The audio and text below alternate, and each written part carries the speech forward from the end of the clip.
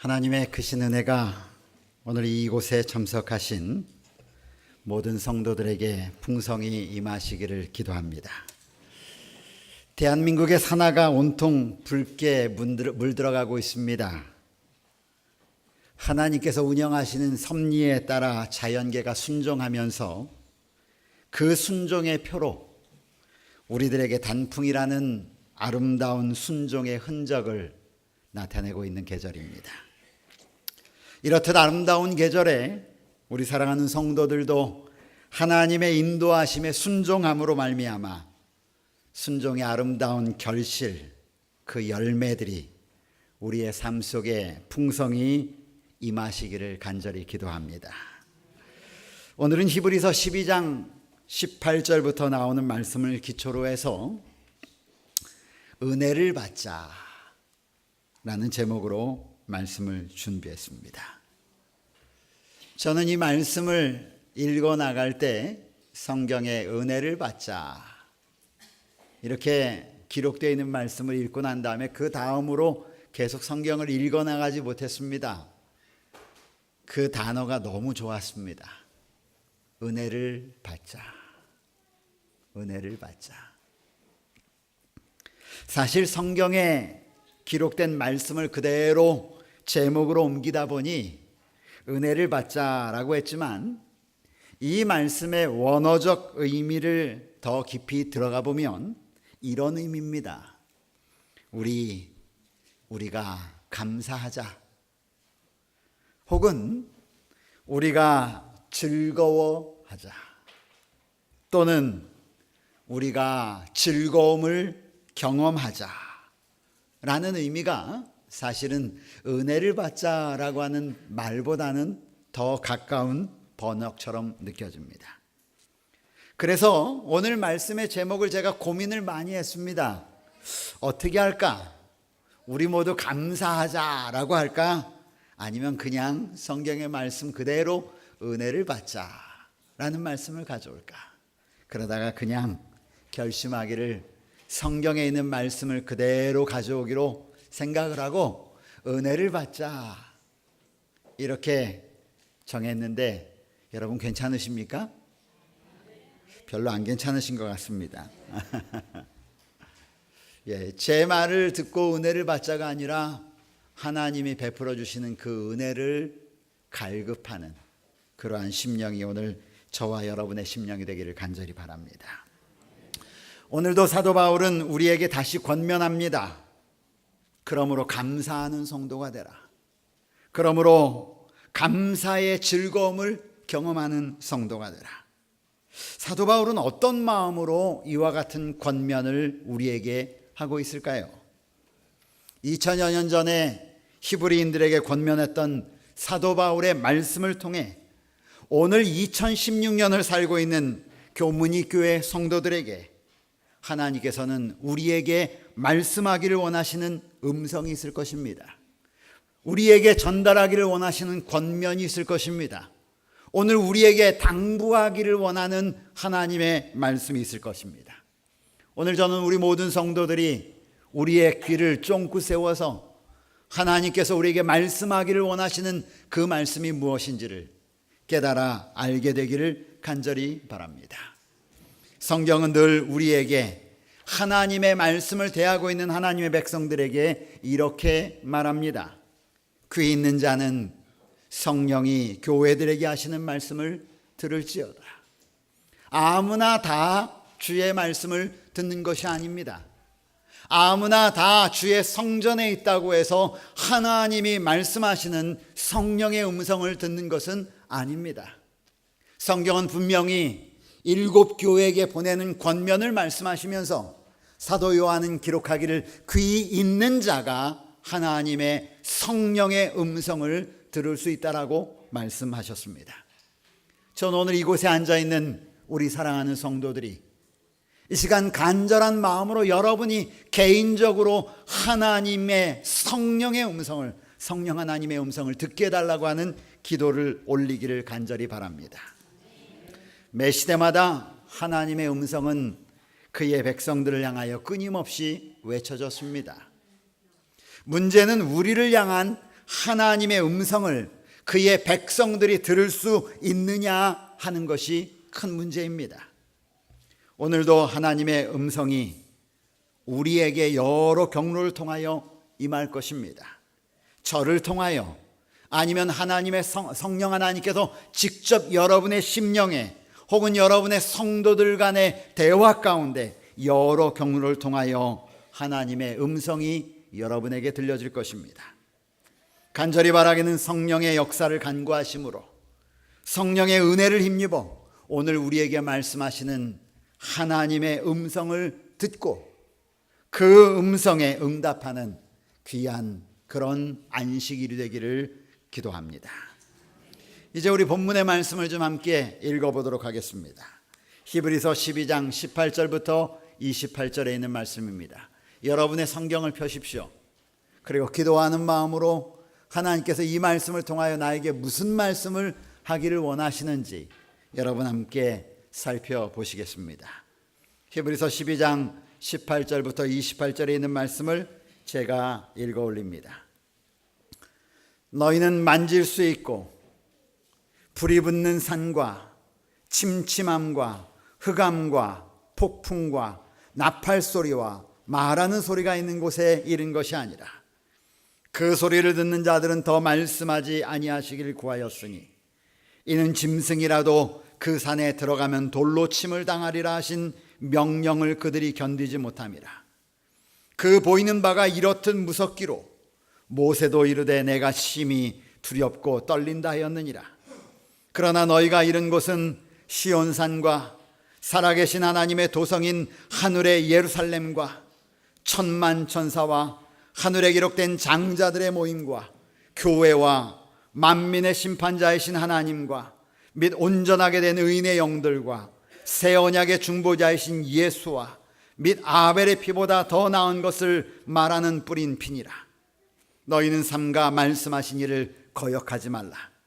땅에서 경고하신 이를 거역한 그들이 피하지 못하였거든 하물며 하늘로부터 경고하신 이를 배반하는 우리일까 보냐. 그때에는 그 소리가 땅을 진동하였거니와 이제는 약속하여 이르시되 내가 또 한 번 땅만 아니라 하늘도 진동하리라 하셨느니라. 이 또 한 번이라 하심은 진동하지 아니하는 것을 영존하게 하기 위하여 진동할 것들 곧 만드신 것들이 변동될 것을 나타내심이라. 28절 함께 다 같이 읽겠습니다. 그러므로 시작. 그러므로 우리가 흔들리지 않는 나라를 받았은즉 은혜를 받자. 이로 말미암아 경건함과 두려움으로 하나님을 기쁘시게 섬길지니. 여기까지만 읽겠습니다. 2012년 6월이었습니다. 지금으로부터 약 4년 전에 6월 어느 날 저는 그 옛날 모세가 하나님의 십계명을 받기 위하여 올라갔던 그 시내산을 오르고 있었습니다. 새벽 매우 이른 시간에 산을 향해 올랐습니다. 낮이 되면 햇빛이 너무 뜨거워서 견딜 수가 없어서 새벽 2시경에 일어나서 준비하고 하나님의 산, 모세가 하나님을 만났던 그 산 시내산으로 발걸음을 옮겼습니다. 시내산으로 오르는 길 머리 위에는 깜깜한 어둠 속에 반짝거리는 별빛만이 하늘에 쏘놓아 있었으며 산 정상을 향하여 오르는 내내 제 마음은 모세의 심령으로 바뀌어 두려움과 기대와 설레임 속에 그 산 정상을 향해 오르기 시작했습니다. 드디어 정상에 올랐습니다. 가슴이 두근거리기 시작했습니다. 하나님의 음성이 들려올 것처럼 가슴이 뭉클해졌습니다. 비록 한쪽에서는 장사하는 사람들이 소리를 높여서 물건을 파는 사람들도 있었지만 또 다른 한켠에서는 하나님께서 모세에게 준 십계명을 가지고 와서 각 나라의 방언으로 그 십계명을 천천히 읽어 내려가는 사람들도 있었습니다. 저와 함께 시내산으로 오른 사람들은 시내산 정상 부근 조용한 곳 한켠에 자리를 잡고 조용히 하나님의 임재를 기도하며 찬양을 하기 시작했습니다. 어느덧 찬양이 깊어지면 깊어질수록 우리의 심정은 더 하나님께 가까이 나갔고, 알지 못하는 사이에 참가자들의 모든 눈에서는 눈물이 흐르기 시작했습니다. 떠오르는 태양과 함께 시내산의 각 봉우리들의 그림자가 붉은 시내산의 계곡들을 점령해 나가기 시작했습니다. 그 자리에서 우리는 출애굽기 19장을 읽었습니다. 마치 하나님의 거룩한 임재 앞에 서 있는 것처럼 두렵고 떨림으로 자신의 죄를 회개하며 성결해지기를 간절히 원하는 기도를 하나님께 올렸습니다. 이것이 2012년 2월에 제 삶에 기록된 저의 경험입니다. 그런데 오늘 우리가 읽은 성경절의 시내산의 모습이 나옵니다. 18절부터 21절까지요.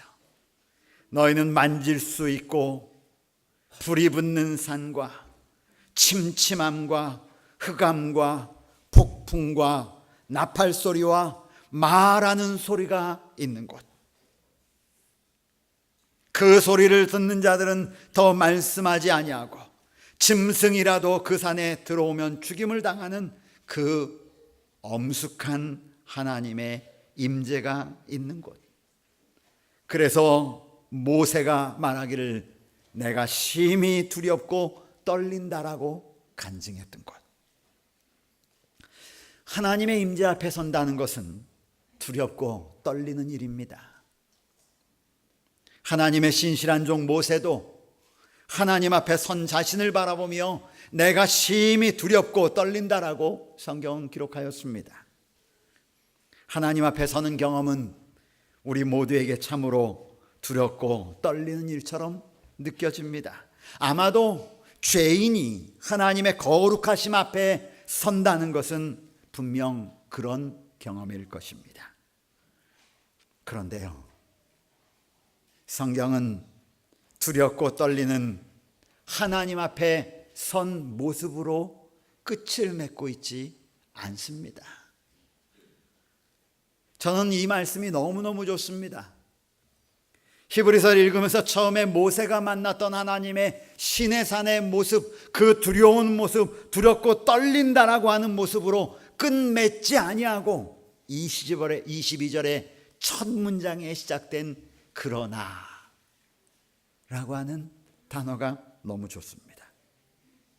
하나님은 그러나 하나님이십니다. 하나님 앞에 죄인이 서는 것이 그렇게 두렵고 떨리는 일이라고 말하고 난 다음에 바로 이어서 그러나라고 하나님은 말씀하십니다. 그러나라는 단어는 앞에 나와 있는 모든 것을 반대로 바꿀 때 사용하는 단어입니다. 그래서 22절 첫 단어가 그러나입니다. 죄인이 하나님 앞에 서는 것이 엄청나게 무섭고 떨리는 일이지만 사도 바울은 그러나 라고 하면서 완전히 다른 또 다른 하나의 모습을 성경은 기록하고 있습니다. 성경은 기록하기를 22절에 이렇게 말합니다. 그러나 너희가 이른 곳은, 너희가 도착한 곳은, 너희가 다다른 곳은 그렇게 떨리고 무섭고 하나님의 임재 가운데 있는 모세가 경험한 것처럼 그렇고 두렵고 떨리는 곳이 아니라 너희가 지금 도착한 곳은 이라고 이야기하면서 사도 바울은 말하기를 시온산에 도착했다. 너희가 도착한 것은 살아계신 하나님의 도성인 하늘 예루살렘에 이미 도착했다. 너희가 이른 곳은 천만 천사가 찬미하고 있는 그 모임에 도착했다. 너희가 이른 곳은 다른 곳이 아니라 하늘 온 우주에 장자들이 모여있는 장자의 모임에 너희가 도착했다. 너희가 모인 것은 구원받은 성도들이 모여있는 하늘 유리바닷가에 도착했다. 너희가 모인 것은 심판자이신 하나님 앞에 도착했다. 너희가 모인 곳은, 너희가 도착한 것은 온전하게 된 의인들이 모인 곳에 도착했다. 너희가 도착한 곳은 새 언약의 중보이신 예수님이 계신 곳에 도착했다. 여러분, 얼마나 감사합니까? 너희가 도착한 곳은 그 두렵고 떨리는 곳이 아니라 너희가 도착한 것은 바로 이런 새 예루살렘, 시온산, 천만 천사가 있는 곳, 그곳에 너희가 도착했다라고 우리에게 말합니다. 이 말씀은 이제 사도 바울은 히브리서의 종국 마지막을 향하여 치닫습니다. 재림을 준비하는 성도들로서 우리가 어떤 삶을 살아야 되는지 말하고 난 다음에 다시 1장부터 다시 말하기 시작하는 것입니다.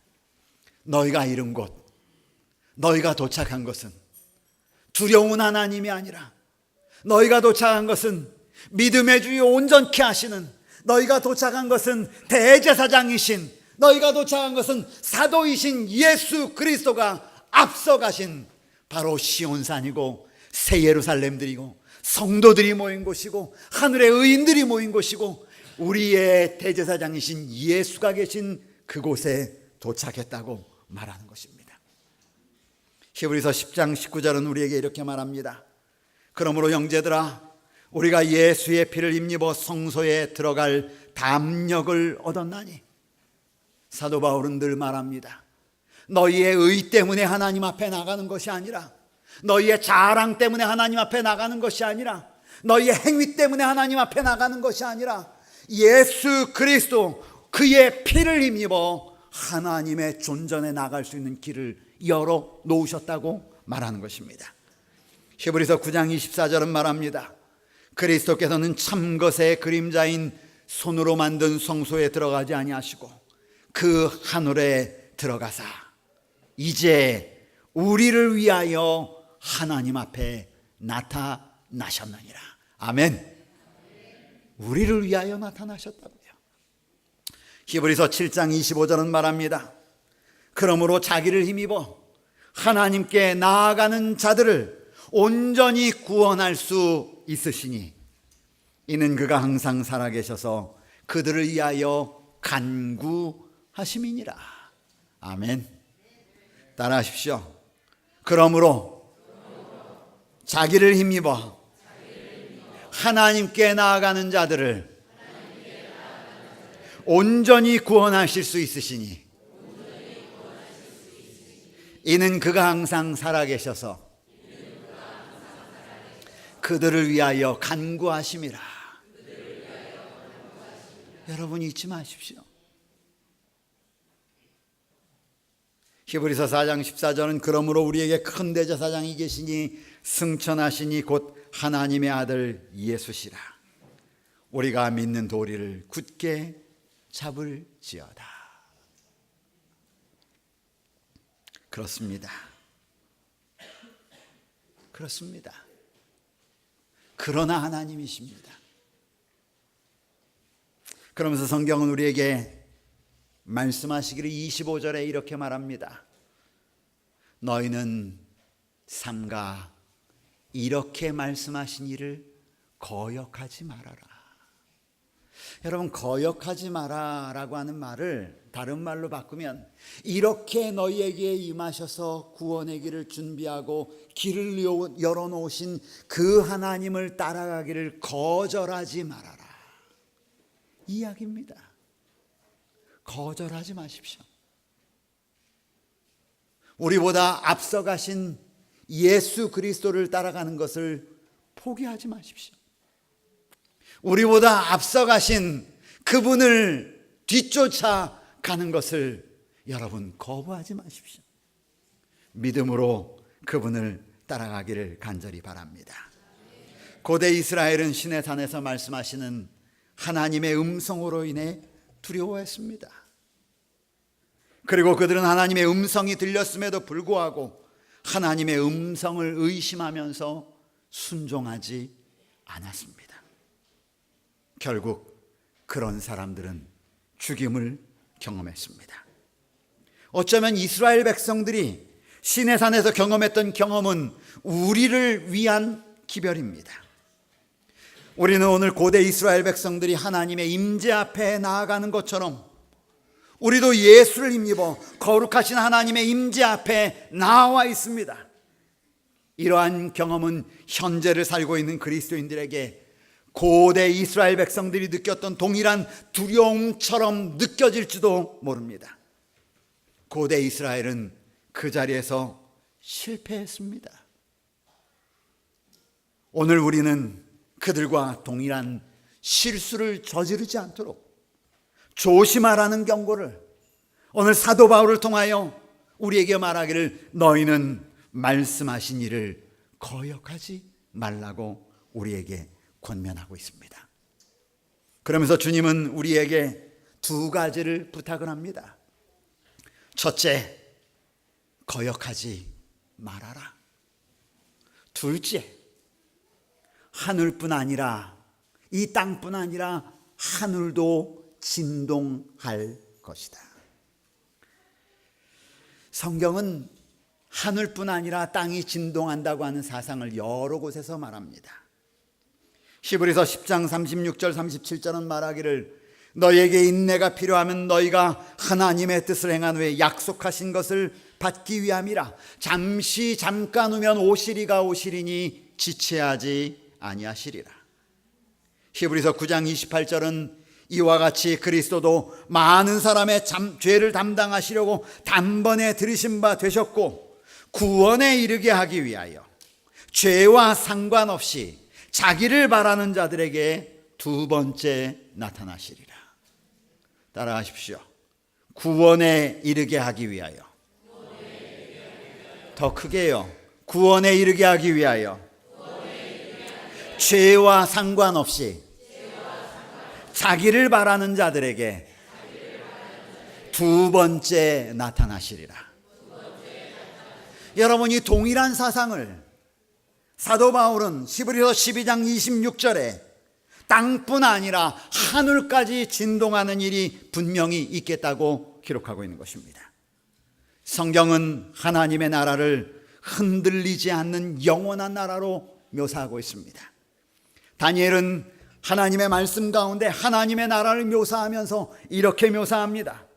하늘의 하나님이 한 나라를 세우시리니 이것은 영원히 망하지도 아니할 것이요 그 국권이 다른 백성에게로 돌아가지 아니할 것이요 영원히 설 것이라.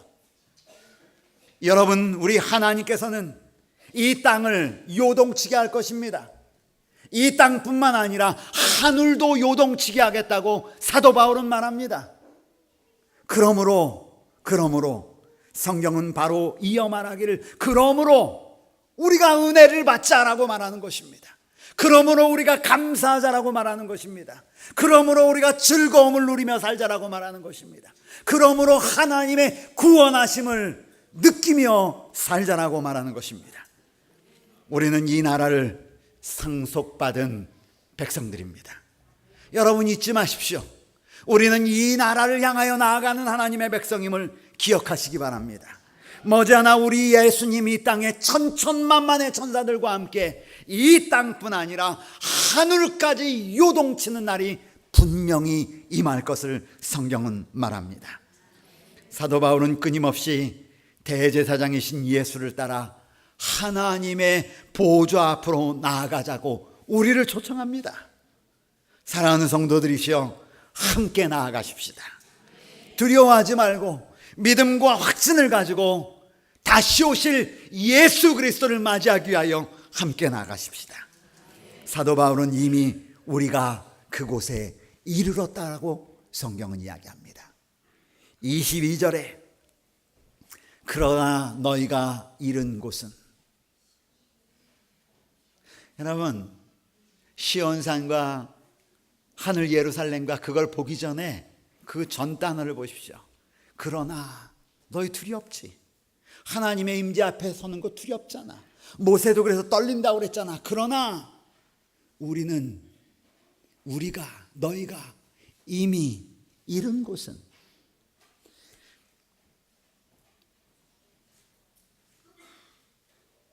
사도 바울이 말하는 시제는 사도 바울은 아직 하나님의 시온산에 이르지 않았어요. 새하늘 예루살렘에 이르지 않았습니다. 장자들의 모임에 이르지 않았어요. 거룩한 성도들이 있는 자리에 이르지 않았습니다. 그럼에도 불구하고 그가 사용한 시제는 현재 완료형입니다.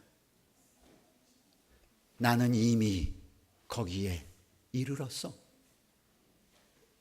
그래서 그가 말하기를 나뿐 아니라 그러나 너희가 이른 곳은 너희가 도착했다라고 사도 바울은 우리에게 말합니다. 왜요? 예수님이 십자가에 달려 돌아가시고 부활하셔서 하나님의 보좌에 이르는 길을 이미 열어 놓았기 때문입니다. 그것을 사도 바울은 보았습니다.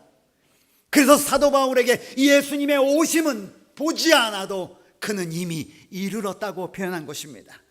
그래서 22절에 그는 말하기를 나는 이미 시온산에 이르렀다. 나뿐 아니라 너희가 시온산에 이르렀다. 살아계신 하나님의 도성인 하늘 예루살렘에 이르렀다. 천만 천사가 찬미하고 있는 그 자리에 이미 이르렀다. 하늘의 장자들이 모여있는 그 자리에 이미 이르렀다. 구원받은 교회가 모여서 하나님께 영광 돌리는 그 자리에 이미 이르렀다. 심판하시는 하나님처럼 보이지만 용서하시는 사랑의 하나님의 앞에 이르렀다. 온전하게 된 의인들이 모여있는 그곳에 이르렀다. 무엇보다도 새 언약의 중보이신 예수님이 보배로운 피로 그의 백성들을 인도한 예수 앞에 이르렀다. 아멘. 오늘 우리에게 이러한 믿음의 시선이 있기를 간절히 바랍니다. 사도 바울은 말씀을 마치면서 이렇게 말합니다. 그러므로 28절에 그러므로 우리가 흔들리지 않는 나라를 받았은즉 흔들리지 않는 나라를 받았은즉 흔들리지 않는 나라를 받았은즉 은혜를 받자. 감사하자. 즐거움을 누리며 살자.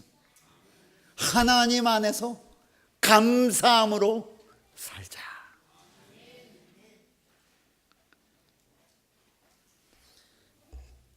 이제 한 주일을 여러분은 또 이 땅에서 우리는 어쩔 수 없이 삽니다.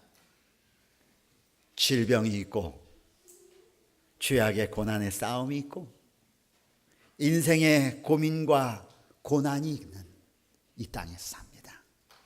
그러나 여러분 비록 우리의 몸이 이 땅에 처하여 살고 있지만 사도 바울처럼 너희가 이른 곳은 그 하늘을 사모하는 삶을 사는 성도들 되시기를 주님의 이름으로 축복합니다. 그러므로 은혜를 받자. 말씀을 마칩니다.